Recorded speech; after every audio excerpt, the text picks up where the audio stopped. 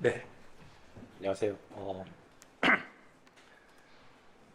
제 소개를 먼저 드리면요. 저는 이제 서울대학교에 이번 학기부터 부임을 했고요. 그전에는 한양대학교 컴퓨터공학부에 있었습니다. 그래서 뭐 하는 일은 똑같고요. 원래 처음부터 이제 제가 이제 학사 마치고 박사를 2000년도에 유학을 갔는데 그때 맨 처음에 어떻게 우연찮게 접한 게 컴퓨터 비전이었고 제가 뭐 아키텍처 랩을 갈까 컴퓨터 비전 랩을 갈까 하다가 컴퓨터 비전 로보틱스 랩을 간 게 그전까지는 아무 생각이 없었고요. 그때만 해도 AI가 완전히 좀 천대받는 시절이라서 그냥 재밌어 보여서 앞으로 한 50년 동안 절대 안 풀릴 것 같으니까 하자. 그래서 이제 했는데 요즘 너무 빨리 풀리고 있어서 좀 걱정이긴 합니다. 네. 그렇고 그래서 제가 저 박사 받고 나서 혼다 리서치에 가서 뭐 아시모나 뭐 이런 쪽 로봇 연구를 좀 했었고요. 그다음에 한국 오기 전에 1년에 구글에 잠깐 가 있었는데 그때 좀 느꼈던 것 같은 거를 좀 말씀드리면 좋을 것 같습니다. 그리고 이제 한양대학교 오고 나서 2018년도에 마이크로소프트 갔을 때도 좀 더 재밌는 건 했었고요. 그다음에 지금 이제 서울대 오게 됐고 제가 2020년도에 이제 회사를 하나 차렸습니다. 그래서 박사과정 학생들이랑 좀 차렸는데 어떻게 보면 지금 여기 나오는 내용들이 다 그 학생들이랑 한 거고 그다음에 오늘 사실 뭐 나온 것 중에 하나도 저희 기술 좀 홍보하고 하려고 목적도 상당히 크고요. 그렇습니다. 그래서 결국 아까 뭐 교수님 말씀하셨지만 저희가 이제 뭐 이런 슬램이라든가 컴퓨터 비전, 지오메트릭 비전을 하는 이유가 주변 환경을 잘 이해하고 그걸 잘 쓰고 싶어서 하는 거고요. 그런 면에서 보면 구글이라는 회사가 굉장히 좀 오래전부터 했었고요. 맨 처음에 이제 스트립뷰 시작할 때부터 어떻게 보면 그때 뭐 이게 거의 가능하냐라는 수준에서 사람들이 고민하고 있을 때부터 이제 스트립뷰를 시작을 했었고 구글 맵도 그 전에 보면 뭐 맵 퀘스트 이런 거에서 전부 다 뭐 클릭해서 뭐 화면 이렇게 넘기는 방식으로 가다가 이렇게 스크롤 자연스럽게 지금은 다 표준이 되지만 자연스럽게 스크롤되는 방식이 구글 맵이 처음이었거든요. 줌으로 막 이렇게 들어가고 하는 분이 처음이었기 때문에 구글 맵, 스트릿 뷰, 그다음 구글 어스 그런 이런 것들이 굉장히 좀 어떻게 보면은 잘 이런 지오메트릭한 거 정보를 최대한 잘 모으자라고 하는 거를 굉장히 진심으로 하고 있는 회사라고 생각이 하고요. 저는 지금 구글이랑 아무 상관이 없습니다만. 그리고 이제 요즘 나오는 이제 가우찬 스플래팅 전에 이제 너프 같은 것들을 굉장히 좀 많이 했었는데 그런 것들 어디다 쓸까 막 고민을 많이 했었는데 요즘 이렇게 좀 쓰고 있더라고요. 그래서 이렇게 그 유명한 구글 맵 들어가셔서 좀 유명한데 호버해 보시면 여기 이렇게 뜨는 경우가 있어요. 그래서 일본에 좀 많던데 이렇게 하면 이제 그 사이트를 모든 방향에서 다 볼 수 있는 그런 서비스를 좀 만들고 있더라고요. 그래서 결국 이제 구글이 좀 하고 싶은 거는 어떻게든 사람을 구글 서비스 안에 잡아놓고 싶은 거예요. 사용자들이 구글 안에 오래 있으면은 광고도 볼 것이고 뭐 이렇게 될 것이다 라는 거였는데 제가 구글에서 1년 동안 했던 거는 이제 스트립뷰를 다 아시죠? 스트립뷰를 인도어로 익스텐션하는 웍이었는데요. 그때만 해도 어떻게 보면은 하자라고 해서 사진을 막 엄청나게 찍어놨는데 이게 파이프라인이 안 뚫려 있어서 이거는 이제 그러니까 사진이라고 하는 게 좀 이따 보여드리겠지만 PCI 이미지예요. PCI 이미지만 서버에 잔뜩 쌓여 있고 그걸 어떻게 처리해야 되나 파노라마 스티칭까지는 했어요. 그래서 파노라마 스티칭을 좀 진행을 했었는데 여기 보시면 여기 오른쪽에 있는 게 이제 이게 이제 스트립뷰 카메라, 자동차 위에 있는 스트립뷰 카메라죠. 근데 저거를 실내로 들고 들어가는 건 말이 안 되잖아요. 이렇게 메고 갈 수도 없고. 그래서 이런 식으로 포토그래퍼가 삼각대 놓고 이렇게 90도씩 돌아가면서 PCI로 찍으면 360도 다 커버가 되고 그때는 이제 HDR을 커버하기 위해서 한 번 찍으면 세 장씩 이제 조리개 맞춰가면서 세 장 자동으로 찍혀서 그 사진이 전부 다 이제 서버에 올라와 있었고요. 제가 했던 일은 이제 이거를 파노라마 360도 파노라마 붙인 다음에 여기 있는 점들을 만들어내는 거죠. 그 스트럭처 프롬 노션인데 이쪽 파노라마에서 그 다음 파노라마가 어디 있고 그러니까 어떤 파노라마가 그 다음 파노라마고 그 다음에 이게 어느 방향에 있는가 저 화살표를 띄우는 일을 했었습니다. 그래서 그건 이제 뭐 다들 이해하시겠지만 피처 디텍션 해갖고 매칭하고 그 다음에 지오메트릭 릴레이션 찾은 다음에 그거를 이제 올리고 마지막에 나오기 전에는 이제 저거 잘못된 경우가 가끔 있고 하니까 그리고 내지는 1층, 2층이 떨어져 있는 경우도 있으니까 저 수동으로 연결해주는 툴까지 좀 만들어 놓고 나왔는데요.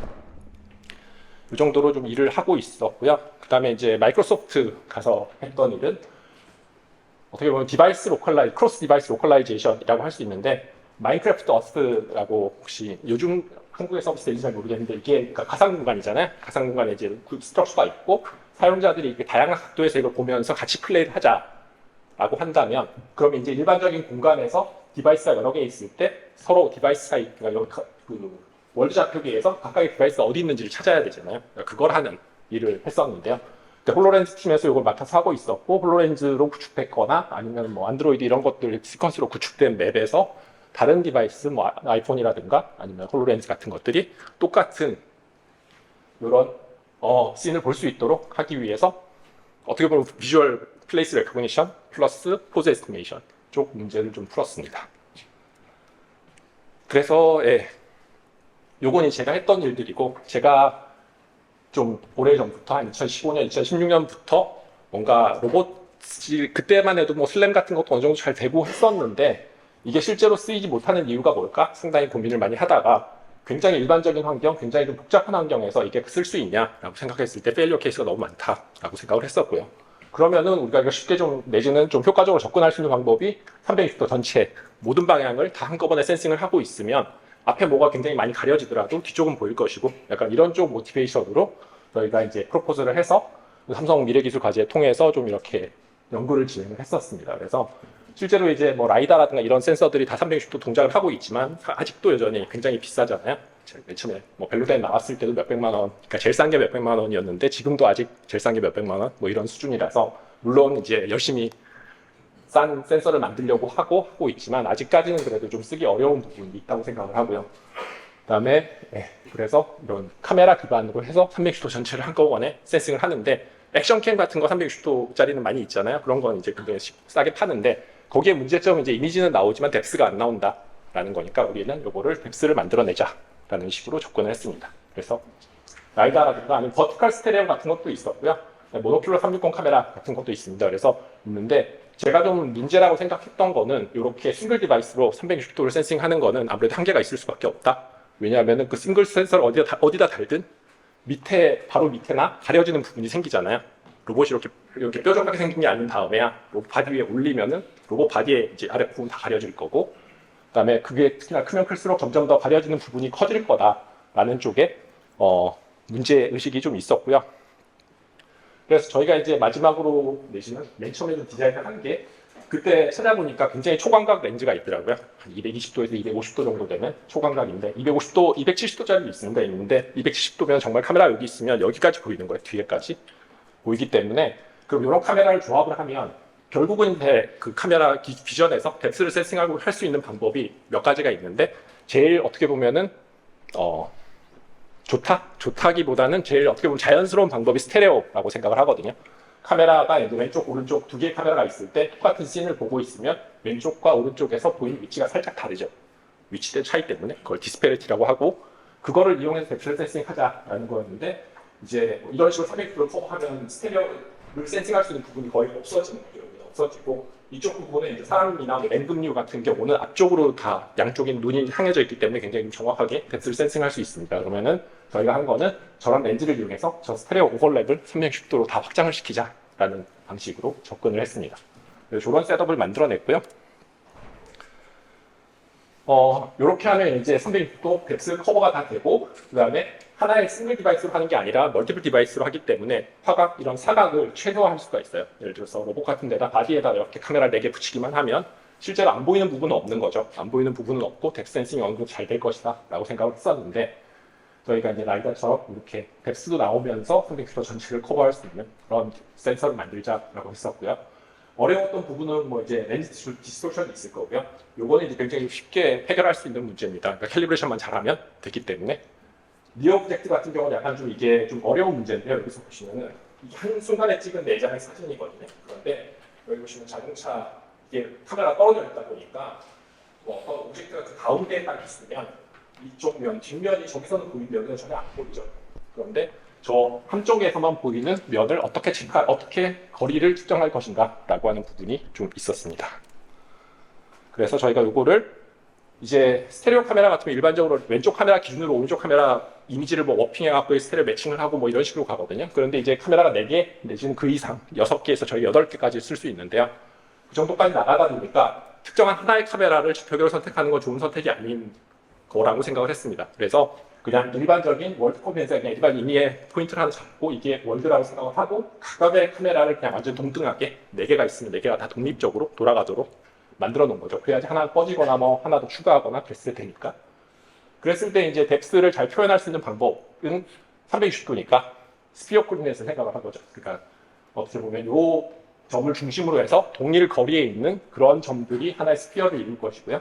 그래서 각각의 거리를 하나의 각각의 스피어로 표현할 수가 있겠죠. 그러면은 어떤 식으로 포뮬레이션이 되냐면은 1번 카메라, 2번 카메라가 있을 때 어떤 가상의 원형의 프로젝터 스크린이 있다고 생각하시고 이 이미지를 쏜다고 생각하시면 그게 거리가 딱 맞으면은 그 스크린에서 정확히 좀 뭐 예를 들어 체커보드 그게 딱 겹쳐져요. 겹쳐지고 안 맞으면 그게 안 맞게 어긋나게 되겠죠. 이게 이제 여기 나오는 이미지 약간 비주얼라이제이션인데요. 스피어를 각각의 거리마다 이렇게 테스트를 하면서 여기는 약간씩 미세하게 변합니다. 살짝 밀리고 있는데 이제 스피어가 쭉 이렇게 가면서 이렇게 딱 맞아주는 부분이 여기 이렇게 표현이 되는 거죠. 여기가 딱 맞고 있다. 그래서 그거를 포인트 클라우드를 바꾸면 360도 뎁스를 만들어낼 수가 있는 거죠. 그래서 요거 4개의 이미지에서 저희가 이제 스피리컬 프로젝션 갖고 매칭을 시켰을 때 나오는 뎁스를 포인트 클라우드로 바꾸는 면은 이렇게. 그래서 어떻게 보면 라이다 포인트 클라우드랑 거의 똑같아요. 똑같은데 저희는 이론적으로 360도 곱하기 180 다를 다 할 수 있고요. 바닥까지. 그러니까 뭔가 사각이 없고 다 찍혀 있기만 하다면 할 수 있고요. 사실 그거 맨 처음에 논문에서 했었는데 이게 너무 낭비되는 부분이 많아서 이제 에큐렉트 그 좌표계를 쓰게 되면 이쪽 부분은 그러니까 실제 씬에서는 요만큼밖에 안 되는데 계산량은 엄청나게 많이 먹고 있어서 저희가 그냥 90도 정도에 다 지워버렸습니다. 지워버리고 이렇게 쓰고 있는데 그러면 이제 여기서 제일 문제점은 언제 매치가 일어나는지를 어떻게 찾을 것인가 라고 하는 거겠죠. 그래서 저희가 뭐 시행착오를 몇 번을 했는데요. 그러니까 첫 번째는 이제 뭐 스윕넷이라고 해서 19년도에 논문을 하나 있었고 이게 성능이 그렇게 좋지는 않아서 이제 옴니앤드리스라고 하는 논문을 이제 19년도에 ICCB에 제출을 했습니다. 그래서 전체적인 구조를 보시면 인풋 이미지가 2D CNN으로 피처맵으로 변환이 되고 피처맵을 이제 아까 스테이블 프로젝션으로 매핑을 시키는 거죠. 그런 식으로 매핑을 시켰을 때 그러면 이제 각각의 거리에 대해서 어느 부분이 매치가 잘 되고 있는가라고 하는 정보가 있겠죠. 그런 정보들을 3D 인코더 디코더 네트워크에 집어넣어서 그거를 어떻게 보면 에그리게이션을 시키는 거죠. 코스트 에그리게이션이라고 하는 걸 시켜서 프로버빌리티 코스트 볼륨을 만들어내는 거예요. 이거는 위스 하이트는 이제 위도 경도고요. 그 다음에 뎁스 방향은 이제 거리죠. 거리에서 가장 코스트가 낮은 점을 저희가 그냥 단순하게 선택만 하면 되게 그런 식으로 네트워크를 구성을 하고 트레이닝을 열심히 시켰습니다. 여기서 약간 문제가 되는 부분이 좀 있는데요. 이거는 뭐냐면은 일반적인 스테레오에서는 이런 문제가 별로 없는 게 하나의 카메라를 좌표계로 기준 좌표계로 선택하기 때문에 이쪽 카메라에서는 보이면 얘만 보이고 뒤에 건 가려지잖아요. 그런데 이런 경우는 뭐냐면은 그러니까 임의의 포인트를 좌표 센터로 선택을 했기 때문에 이 위치에서 봤을 때에는 이 벽이 이 물체에 가려지죠. 그런데 양쪽 카메라에서 봤을 때 이게 다 보이는 거예요. 다 보이면 보면 여기서도 매치가 되고 여기서도 매치가 되기 때문에 이 방향으로는 툴 매치가 여러 개 있을 수가 있는 거죠. 실제로 보이는 매치가 여러 개 있을 수 있는데 트레이닝하면서 여기 좀 문제가 돼서 그냥 제일 가까운 거 하나만 디텍션을 하도록 만들어냈습니다. 근데 실제로 저 코스트 볼륨 안에서는 이게 여러 개가 매치가 되고 있는 거죠. 그래서 요거는 이제 이 네트워크를 어떻게 트레이닝 시킬 것인가 라고 하는 건데 예. 딥러닝에 굉장히 많은 방법, 요즘 언스포바이즈도 하고 했었는데 그때만 해도 최대한 그냥 데이터를 많이 확보해서 슈퍼바이즈로 트레이닝이 제일 어렵고 확실한 방법이거든요. 그런데 이제 이거는 특히나 360도 그라운드 트루스 뎁스를 잘 찾을 수 있는 방법이 없어요. 없기 때문에 저희가 그냥 블렌더 사용을 해서 굉장히 이제 가상 공간에 실제와 최대한 비슷하게 이것도 저희가 어디 산 걸로 기억하고 있는데 CT 모델을 사갖고 그 안에서 카메라 돌리면서 가상의 이미지를 만들어내고요. 이거는 이제 시뮬레이션 환경이기 때문에 그라운드 트루스 뎁스가 있죠. 그라운드 트루스 뎁스를 다 뽑아내고 그리고 이제 옴니 하우스라든가 옴니 띵스 같은 경우에는 오브젝트를 막 랜덤하게 아무데나 띄워놓는 거예요. 띄워놓고 카메라도 랜덤하게 배치해놓고 거기에서 렌더링을 하는 거예요. 그러니까 이게 360도, 180도 전체를 다 커버한 그 이큐렉트 이미지가 됩니다. 뎁스 이미지가 되고요. 그거를 가지고 이 네트워크를 트레이닝을 시킨 거죠. 그래서 약간의 수십만 자 정도의 이미지를 제너레이션을 하고 했는데요. 이게 이제 저희가 2년 전 정도에 만들어낸 그 데모 비디오인데요. 그러니까 을지로 입구역이에요. 을지로 입구역에서 저희가 만든 카메라를 그냥 들고 돌아다니면서 영상을 찍고요. 이 영상을 이제 뎁스, 아까 그 뉴럴넷에 집어넣으면 이런 뎁스가 나오게 됩니다. 이 뎁스라고 하는 것은 그냥 포인트 클라우드 다 바꾸면 저런 식의 포인트 클라우드가 나오게 되고요. 그 다음에 이 뎁스를 가지고 이미지에서 포인트를 갖고 올 수가 있죠. 그러니까 각각의 레이 방향에 대해서 이 포인트가 어디에 있는지 알고 있으니까 그거를 카메라로 프로젝션을 시키게 되면 어느 픽셀을 갖고 와야 되는지 알 수가 있습니다. 그래서 그 픽셀을 갖고 오면 이제 360도 파노라마도 만들어낼 수가 있고요. 보시면은 이제 이게 360도 90도짜리 포인트 클라우드를 그냥 만들어내고 있고 저희가 이제 얼마나 이제 좋은지를 비교를 하기 위해서 라이다 같이 이제 놓고 촬영을 했거든요. 그래서 라이다 포인트, 이거는 16채널짜리인데요. 저기서 보시면 이제 무지개 색깔로 이렇게 쭉 나와 있는 것들이 이 라이다 포인트입니다. 그래서 보면 이제 크게 차이 안 나고, 사실 타이밍이나 뭐 이런 것들 싱크로나이제이션을 시키진 않았어서 그냥 최대한 저희가 그냥 매뉴얼리 맞췄는데, 저런 부분 보시면 거의 뭐 차이 안 나면서 굉장히 넓은 화각에 엄청나게 많은 수의 포인트를 만들어낼 수 있다라고 하는 게 이제 요 뎁스 관련된 컨트리뷰션이라고 생각을 하고요. 그리고 이제 다 어떻게 보면 슬램이잖아요. 슬램 쪽에서 이 카메라 셋업이 좋다라고 하는 게 제가 또 이제 그러니까 주장하는 바 중에 하나인데요.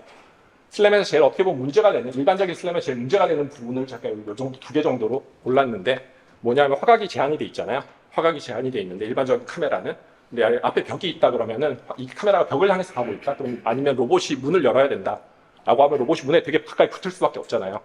그러면 문밖에 안 보이는 거죠. 근데 그게 심지어 움직이고 내지 문에 피처가 없다 그러면은 보통 이제 페일리어가 많이 발생을 합니다. 근데 저희 같은 경우 360도를 다 보고 있기 때문에 문이 앞에 있어도 나머지는 뒤에 있죠. 그래서 뒤에서 충분히 모션을 에스티메이션 할 수 있다라는 부분이 있고요. 그 다음에 또 어려운 부분은 이제 앞에 뭐가 가리는 거죠. 사람이 이제 로봇을 둘러싼다거나 아니면 지나가는 사람인데, 보통 이제 피처 트래킹 같은, 피처 베이스드 슬램 같은 경우에는 보고 있는데 사람이 이렇게 지나가면 피처를 다 쓸고 지나가 버리잖아요. 그러니까 남아있는 게 거의 없는 그런 문제가 생기는데, 저희는 360도를 보고 있으니까 그런 문제도 거의 없어지죠. 왜냐하면 사람은 그 안에서 그냥 움직이고 있고 피처가 가려졌다 나오긴 하지만 나머지 피처들은 상당히 많이 살아있을 테니까. 그래서 실제로 이거를 뭐 저희가 주장만 하는 건 아니고 실제로 만들었을 때 굉장히 로버스트하게 동작을 합니다. 나중에 좀 보시면 되고요. 근데 이제 뭐 알고리즘적인 측면에서는 크게 다른 건 없어요. 여기서 좀 신경 써야 되는 거는 멀티 카메라 슬램이기 때문에 카메라가 이제 위그에 딱 고정이 돼서 그렇게 움직이고 있기 때문에 좌표계 변화를 좀 신경을 써야죠. 그러니까 위그, 실제 로봇 좌표계랑 카메라 좌표계가 다르다. 프로젝션 시킬 때 이걸 2개를 다 고려를 해줘야 되고요. 트라젝토리 나오고, 그다음에 실제로 하다 보면 이제 카메라 좀 틀어지는 경우도 있기 때문에 뭐 온라인 캘리브레이션 같은 것도 집어넣긴 했는데요. 일단 이렇게 돼 있기 때문에 되고, 어떻게 보면 여기서 가장 어려웠던 부분은 이런 360도 이미지 내지는 굉장히 큰 화각을 가진 이미지를 어떻게 잘 핸들링 할 것인가 라는 부분이었는데, 기존 파이프라인에 집어넣으려다 보니까 기존, 그러니까 플레이너한 이미지가 좋거든요. 실제 뭐 ORB든 뭐 스위프트든 일반적인 피처는 전부 다 이런 뷰를 가정하고 트레이닝 시킨 거기 때문에 PCI가 잘 안 됩니다. 그래서 PCI를 이런 식으로 프로젝션 시킬 수 있는 모델을 만들었어요. 플레이너 프로젝션 플레인 2개를 붙여서 이런 식으로 만들어놨기 때문에 여기서 이제 피처 뽑아도 피처 커스퍼던스 매칭도 잘 되고 트래킹도 잘 되고 하는 이런 것들을 만들어서 이제 발표를 했고요. 네. 그래서 저희가 이제 슬램 테스트 한 거가 이제 한양대 있을 때 두 층을 저희가 쭉 돌면서 스캔을 한 건데요.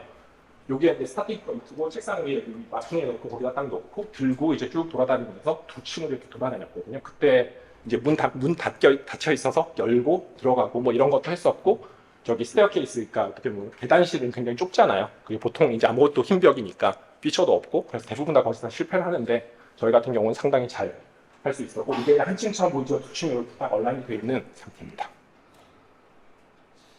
그리고 이제 뭐 저희가 또 논문 쓰려면 이제 보여줘야 되니까, 우리가 좋다는 걸 보여줘야 되니까, 이거는 4개 다 쓴 거예요. 카메라를 4개 다 쓴 거고, 3개 쓰고 2개 쓰고.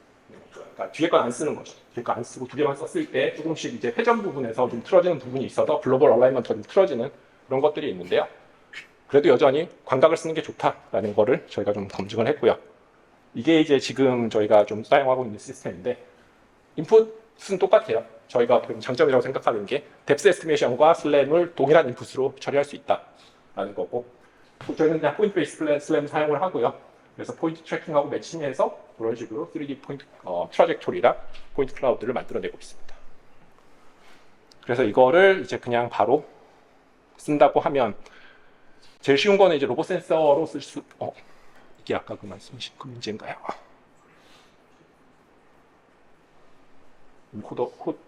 코딩이 문제인가? 네. 이게 이제 카메라를 저기 로봇에다가 붙이고, 카메라 4개 붙이고, 저희가 이제 실제로 돌면서 그때는 제슨잡이어에서 그냥 리얼타임으로 한 건데요. 이미지가 이렇게 들어오고 배틀맵이 이런 식으로 만들어지고요. 이게 이제 포인트 클라우드로 바뀌면서 이 하얀색, 초록색 선으로 보이는 게 이제 트라젝토리입니다. 그러니까 비주얼 오도메터라고 보시면 되는데, 이 카메라에서 피처 트래킹 해갖고 만들어낸 오도메터를 이렇게 쭉 보여주고 있는 거죠. 그래서 저걸 가지고 뭐 루클로저 해서 옵티마이제이션 하면 슬램이 되고요. 그리고 저희도 이제 어떻게 보면 썰틴티 에스티메이션을 하거든요. 뎁스맵 자체가, 그러니까 뎁스맵 에스티메이션 하는데 어느 부분이 불확실한지 그런 에스티메이션도 같이 하고 있고요. 그래서 저희가 요거 두 개를 붙여갖고, 그러니까 실제로 굉장히 간단하잖아요. 트라젝토리 알고 있고, 각각의 포인트에서 전부 다 뎁스맵 그 포인트가 나오니까 그냥 오버레이만 시켜봐도 상당히 잘 되더라고요. 그래서 오버레이만 시켜봐도 굉장히 잘 돼서 요게 비디오가 있을 겁니다. 이게 그냥 쭉 이제 되면서 키프레임 그냥 오버레이만 쫙쫙쫙 시키는 건데요. 크게 이제 튀는 부분 없이 포인트 클라우드가 쫙 제대로 잘 쌓여서 아 그럼 이걸 그냥 메쉬로 바꾸면 되겠다라는 걸 하나 생각을 했고요. 그것만 해서는 좀 컨트리뷰션이 약한 것 같아서 저희가 이게 상당히 좀 그 뎁스맵 만드는 게 좀 시간이 꽤 걸리거든요. 그러니까 프로세싱 타임이 좀 걸려서 꽤 걸리는데 이게 만약에 진짜 리얼타임으로 된다고 하면 뎁스맵을 트래킹 내지는 피처 매칭에 쓸 수 있지 않겠냐라고 해서 저희가 만들어낸 건데요. 이미지가 360 이미지가 있고 360 뎁스가 있을 때 뷰 매칭하는 거가 이미 스테레오에서 다 매칭해놓은 거잖아요. 그럼 다시 또 피처로 매칭할 필요가 없으니까 그걸 피처 매칭할 때 굉장히 좁은 영역만 보도록 월비스 랭 같은 거는 저거를 그 위전을 굉장히 축소시키던가 아니면 이게 움직였을 때 움직이는 그 서치, 그러니까 피처를 매칭하는 부분 굉장히 리미테이션을 줄 수 있지 않겠냐, 리스트릭션을 줄 수 있지 않겠냐라는 거를 집어넣어서 이제 실제로 돌아가는 슬램을 만들어낸 거고요. 그다음에 포인트 클라우드를 메쉬로 바꾸는 그런 일반적인 TSDF 알고리즘이라고 하는 걸 그냥 사용을 해서 저희가 이제 라이브 메쉬 리컨스트럭션을 했습니다.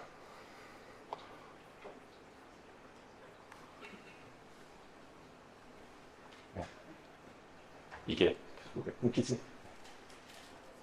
이런 식으로 쭉 이제 가면서 되는데 이게 이제 저희가 지금 하고 있는 거고요. 근데 사실 여기서 약간 숨겨져 있는 부분이 있는데 저희가 굉장히 좀 포즈가 정확하게 나오긴 하지만 비주얼 이너셜 노메트리를 그냥 하게 되면 같은 돌아왔을 때 드리프트가 살짝 생기거든요. 그걸 어떻게 크랙션 할 수 있는 방법은 그러니까 슬램하면 그냥 트라젝토리 커렉션은 리얼타임으로 가능한데 실제로 메싱을 하게 되면 메시까지 다 만들어놨는데 그걸 커렉션하는 방법이 없잖아요. 그래서 그전에는 그냥 보여준 거고 여기는 이제 슬램까지 다 끝낸 맵을 가지고 모델만 만들어서 모델을 지금 움직이는 그 포인트에 따라서만 보여드리는 겁니다. 그래서 이런 식으로 이제 저건 6층짜리 건물을 한 20분 정도 이렇게 쭉 돌아서 스캔하고 그걸 프로세싱한 결과인데요. 그 정도는 이제 충분히 처리 가능하다라는 거를 저희가 보여줬었고 그러면 이제 이거를 로봇 내비게이션에 써야 되겠죠. 그래서 저희가 저 로봇에다가 붙여서 이거는 이제 사람 매뉴얼로 리모트 컨트롤로 쭉 돌리면서 캡처하면서 이제 어떻게 보면 로스 파이프라인에서 그냥 돌리려고 저희가 이제 2D 프로젝션 시켜서 2D 맵을 만들어낸 겁니다. 2D 어큐펀스 맵 만들어서 했고 저희 이제 뭐 메쉬도 나오고요. 그래서 이렇게 했을 때 이 맵을 가지고 그다음에 이제 로컬라이제이션과 로컬 옵스터클 어비던스 이거를 저희 센서로 하고 있는 거죠. 그래서 로컬라이제이션은 그냥 비주얼 피처를 그냥 사용하고 있고요. ORD를 그냥 쓰고 있고 그다음에 사람이 가까이 오면 여기 텍스맵에서 이렇게 나오기 때문에 이 장애물들을 피해 나갈 수 있도록 하는 거. 이거는 그러니까 센싱만 저희 걸 쓰고 나머지 컨트롤이나 뭐 플래닝 같은 것들은 다 로스에 있는 그냥 스탠다드 파이프라인을 사용을 해서 이게 어느 정도 돌아간다는 걸 보여줬고요. 지금 이제 기계가 왔으니까 로봇을 되게 잘 다루는 학생들이 있어서 지금 하고 있는 건 이걸 좀 더 고도화시켜서 좀 굉장히 좀 덜컹덜컹하고 좀 비효율적으로 움직이는데 그걸 좀 잘 움직이도록 하는 그런 연구를 좀 진행을 하고 있습니다. 그리고 이거는 결국은 아까도 말씀하셨지만 메쉬죠. 메쉬 내지는 스페이스 오큐펀시가 있어야 되잖아요. 로봇이 움직이려면 그 오큐펀시를 어떻게 잘 만들어서 맵으로 만들 것인가 라고 하는 건데 이게 좀 히스토리가 좀 있어서요. 지금은 이제 가우시안 스플리팅이지만 그때만 해도 너프였고 비디오인데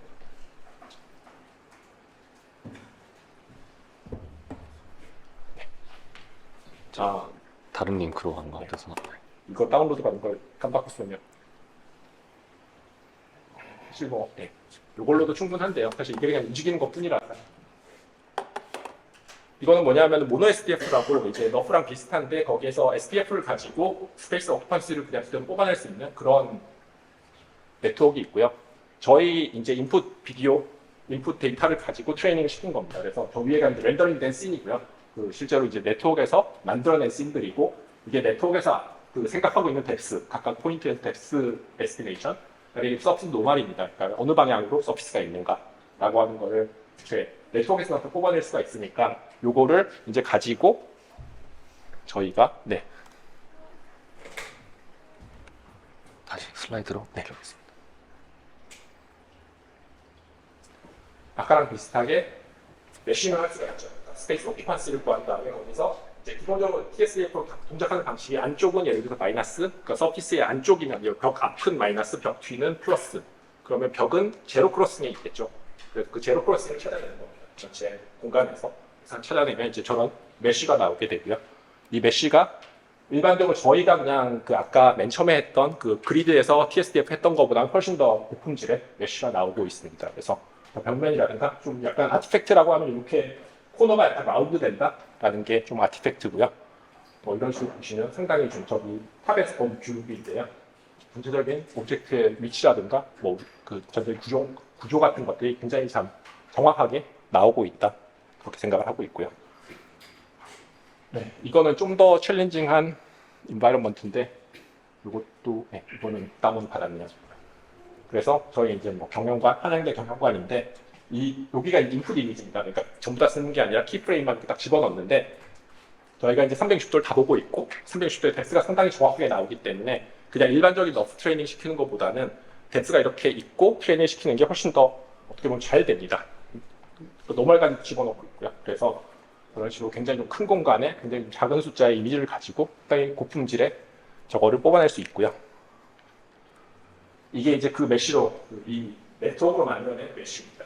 여기까지 했는데 이제 가우시안 스플래팅이 나온 거죠. 그래서 저희도 약간 멘붕까지는 아니지만 어떻게 좀 잘해서 근데 가우시안 스플래팅이 아직 메쉬까지는 안 돼, 메쉬까지는 못 가고 있어서 저희 그쪽도 좀 보고 있고요. 그다음에 이제 라지 스케일을 해야 되겠다라는 생각은 처음부터 있었고요. 그래서 라지 스케일 저희가 이제 저 위에 보이시는 게 헬멧에다 카메라를 붙였거든요. 그래서 캡처만 되도록 해서 이제 녹화를 하고 있는 거죠. 녹화를 하고 원래는 이제 엔지니어가 뛰었지만 이제 요 정도를 엔지니어한테 부탁하는 건 너무 심하잖아요. 이거는 성동구 80%를 방지되고 이런 소리잖아요. 이거 하려고 들어온 것도 아닌데 그래서 엔지니어가 가는 거랑 알바생을 동원하는 거랑 이만큼의 완전히 큰 차이가 있습니다. 왜냐하면 엔지니어는 알아서 잘 다니잖아요. 여긴 안 될 것 같은데 하면은 이렇게 여러 번 찍고 뭐 이렇게 하는데 알바생은 그런 거 없잖아요. 그래서 저희가 내비게이션 툴도 만들었어요.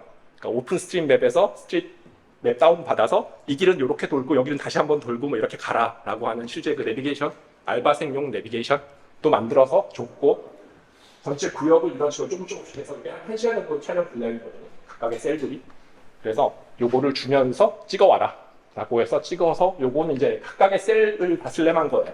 그러니까 당연히 알바생이 뭐 이렇게 카메라가 여기 붙어 있으니까 휙 돌리면 뷰가 확 돌아가잖아요. 그리고 막 진동도 엄청나게 심하고 킥보드 타고 다니니까 그런 것들을 다 이겨내고 저희가 이 정도 퀄리티의 맵을 만들어냈고요. 그래서 저기 중간에 빠져있는 부분은 좀 에러가 있어서 지금 맵핑이 다 안 된 부분이고요. 나머지 부분은 다 성공적으로 잘 맵핑을 했고요. 그다음에 이거는 지금 도로공사랑 같이 과정하고 있는 건데 자동차 위에 고해상도 카메라를 실어서 도로의 지오메트리를 뽑자. 그래서 보통 이제 저런 그 HD맵이라고 하는데 시간 얼마나 남았죠? 네. HD맵이라고 하는데 여기 도로 표지 같은 것들을 다 맵에다 올려놔야지 자율주행 차들이 이제 차선을 바꾸고 뭐 이렇게 왔다 갔다 할 수가 있거든요. 그런데 이게 문제가 뭐냐면 한번 이렇게 아스팔트 다시 깔면은 다 다시 또 바뀌어요. 그래서 그거를 계속 주기적으로 업데이트를 해줘야 되는데 그전에 쓰던 시스템들은 차량 라이다를 쓰는데 그 라이다 차량 한 대가 한 7억에서 10억 정도 합니다. 굉장히 민감하고 그래서 그거 한 번씩 하는데 비용이 엄청나게 드는 거예요. 그래서 저희가 지금 하고 있는 거는 맵 있다고 치고 이걸 다시 스캔했을 때 체인지를 찾아내서 바꾸는 그런 작업을 좀 하고 있습니다. 마지막에 보여드릴 게 이제 로컬라이제이션, 뉴클로저 내지는 로컬라이제이션이죠. 로컬라이제이션 같은 경우에는 저희가 슬램 다 하고 나서 매치까지 다 만들어 놨고요. 저희 일단 그냥 피처 베이스로 하고 있습니다. 그래서 여기서 좀 네, 이것도 죄송합니다. 액세스가 네, 이거는 안 되네요. 네. 원래 화면으로 다시 돌리겠습니다. 네.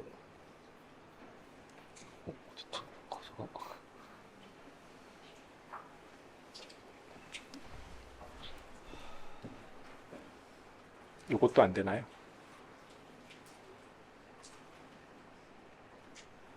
이거 오버레이 이미지. 네. 저희가 이제 이런 식으로 테스트를 했다라는 건데 아까 그 공간에 대해서 이거는 이제 맵에 들어가 있는 이미지고 좀 어둡게 찍혀 있긴 하지만 맵에 들어가 있는 이미지고 이게 그냥 핸드폰으로 그냥 들고 찍은 거예요. 그냥 돌아가면서 핸드폰 들고 찍고 거기서 이제 프레임 골라서 한 1초에 한 번씩 프레임 만든 다음에 거기다 쿼리를 던지는 거죠. 그래서 피처 매칭 해갖고 이게 지금 사진이 어디서 찍혔다라고 하는 게 나오는 건데요. 그냥 대충 봐서는 그냥 대충 맞는 것 같아서 저희가 좀 테스트할 수 있는 방법으로 이런 거를 좀 고안했는데 이게 뭐냐면은 쿼리 이미지에서 엣지를 뽑고 그다음에 이게 저희가 이제 가상으로 렌더링한 너프로 렌더링한 이미지거든요. 그 엣지를 이렇게 딱 올려놓으면 이게 정확히 딱 맞으면 잘 찾은 거고 이게 틀리면 잘 못 찾은 거다라는 방식으로 테스팅하려고 이렇게 했고요. 아까 그 공간에 보여드린 그 비디오에서 테스팅했을 때 실제로 잘 찾은 데는 엣지가 정확히 딱딱딱 맞아요. 다만 근데 여기는 이제 중간에 기둥을 좀 헷갈려갖고 뒤에 기둥 앞에 기둥이라고 생각하고 찾은 건데 그러면 이제 어디 보면 괜찮은데 여기 엣지가 안 맞죠. 안 맞게 돼서 이런 것들을 가지고 이제 잘 찾았는지 못 찾았는지 좀 테스트를 하고 있고요. 그래서 오늘 제가 설명드린 내용은 이제 저 360도 카메라 셋업 가지고 굉장히 많은 걸 할 수가 있고 저희가 이게 계속 푸싱을 하고 있어요. 그래서 지금 이제 뭐 드론 같은 데도 쓸 수 있고 여러 가지 쓸 수 있는데 이런 쪽에서 좀 어려운 부분, 지금 제일 어려운 부분은 저 네트워크를 리얼타임으로 돌리는 거가 어려운데요. 지금 올인 나노가 상당히 좋게 나와서 거기서 좀 이렇게 리얼타임으로 돌릴 수 있도록 좀 테스트를 하고 있는 거고요. 그다음에 뭐 다른 칩 같은 걸 좀 잘 쓸 수 있으면 되게 좋을 텐데 요즘 나오는 AI 칩들이 좀 이렇게 맞추기 어려워서 그런 부분은 컬래버레이션 계속 하고 있고요. 그다음에 좀 재미있을 수 있는 여러 가지 애플리케이션들을 많이 찾고 있습니다. 그래서 혹시 관심 있으시면 저희 회사에 컨택 주시면 좋습니다. 저희 하이어링 하고 있으니까요. 굉장히 좀 관심이 있고 좀 우수한 분들을 많이 모시고 싶습니다. 네, 오늘 톡 들어주셔서 감사합니다.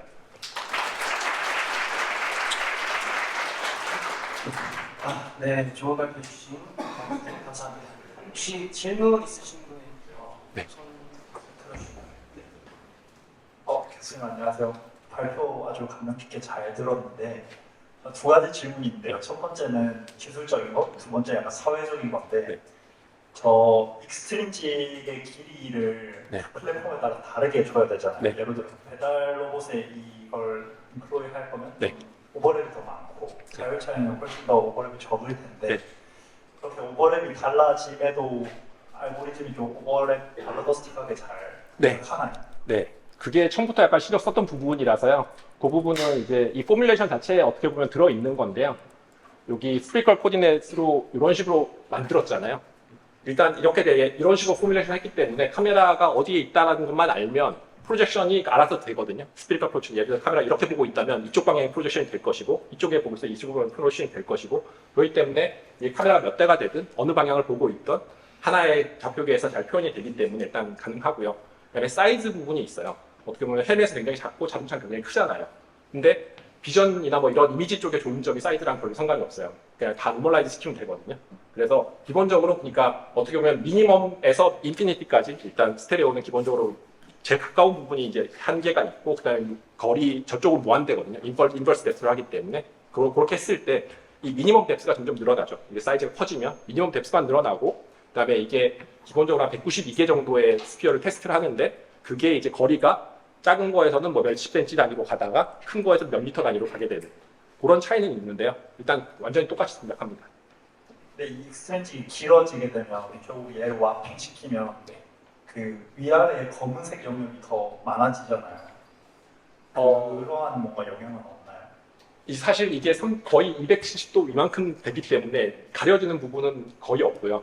보면 사실 화각이 넓은 게 좋습니다. 그러니까 슬랩 하시는 분들도 화각 가능하면 넓은 거 쓰시는 게 좋습니다. 왜냐하면 이제 이론적으로도 좁은 화각이면 이게 움직였을 때 트랜슬레이션인지 로테이션인지 앰비규티가 있거든요.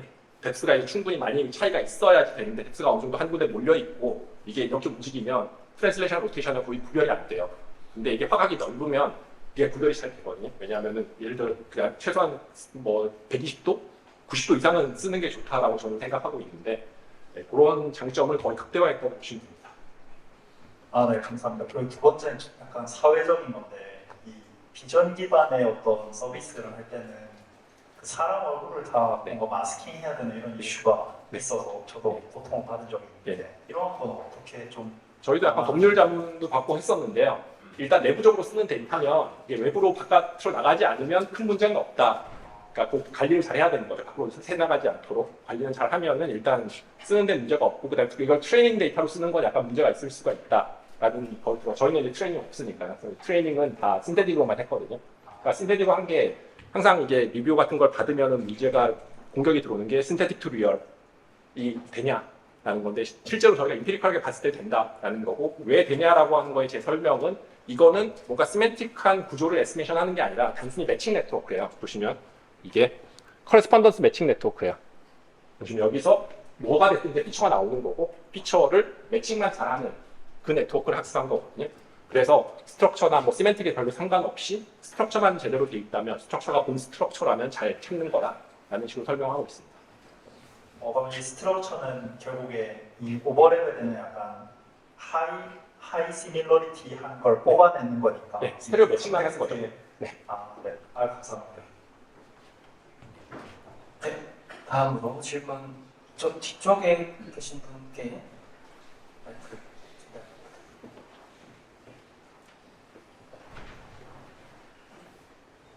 안녕하세요. 배우 분명히 잘 들었습니다. 저는 중간에 온라인 캘리브레이션을 하신다고 해서 그 네. 부분에 대해 질문이 있는데요. 네.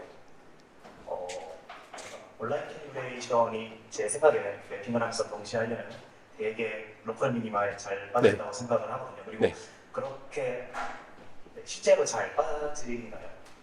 네, 그러니까 온라인 캘리브레이션이 아무 온라인 캘리브레이션 다 되는 건 아니고요. 저희가 이제 온라인 핸들링하는 온라인 캘리브레이션 케이스는 자동차 같은 데 마운팅을 했을 때 이게 바이브레이션으로 떨리거나 아니면 약간의 디포메이션이 됐을 때, 그래서 그 카메라에 쓰는 포지션은 픽스를 해요. 로테이션만 커렉션을 하거든요. 그러니까 그걸 다 풀어버리면 안 되고요. 다 망가지고요. 그다음에 그 로테이션만 어느 정도 한계 그걸 그 페널티를 잘 주고 번들 같은 걸 잘 돌리면 슬램 할 때 어느 정도의 디포메이션을 핸들링 할 수가 있습니다.